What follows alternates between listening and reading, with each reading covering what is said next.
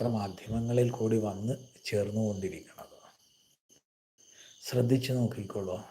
ഇപ്പം ശബരിമല പ്രശ്നം തന്നെ കുറച്ച് നാൾ മുമ്പ് യഥേഷ്ടം പെണ്ണുങ്ങളെ അവിടെ കയറ്റുക എന്ന ലക്ഷ്യഭാവത്തോടുകൂടി ഇവിടെ ഞാൻ പ്രതിരോധിക്കുന്ന ഒരു കാര്യമുണ്ട്. സ്ത്രീകൾ കയറിയത് കൊണ്ട് ശബരിമലയ്ക്ക് ഒരു കളങ്കവും ഉളവാകുകയില്ല. അത് സത്യം തന്നെയാണ്.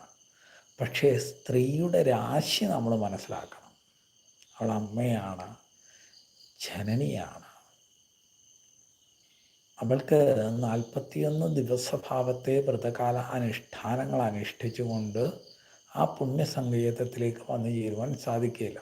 ഇവിടെ പുരുഷനായാൽ സാധിക്കണില്ല, പിന്നെ ഇനി സ്ത്രീകൾക്ക്.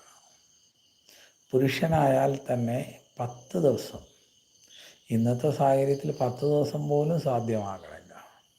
ഇതിൻ്റെ ഫലം നമ്മൾ അനുഭവിക്കുന്നുണ്ട്. ബൈക്ക് അപകടം, അതേപോലെ വാഹനാപകടം തുടങ്ങിയിട്ടുള്ളവയൊക്കെ വന്നു ചേരണുണ്ട്. ശ്രദ്ധിച്ചു നോക്കിക്കോളൂ. അവിടെ ഇരിക്കുന്ന ഭഗവാൻ എന്ന് പറയുന്നത് കുഞ്ഞു കാര്യമല്ല.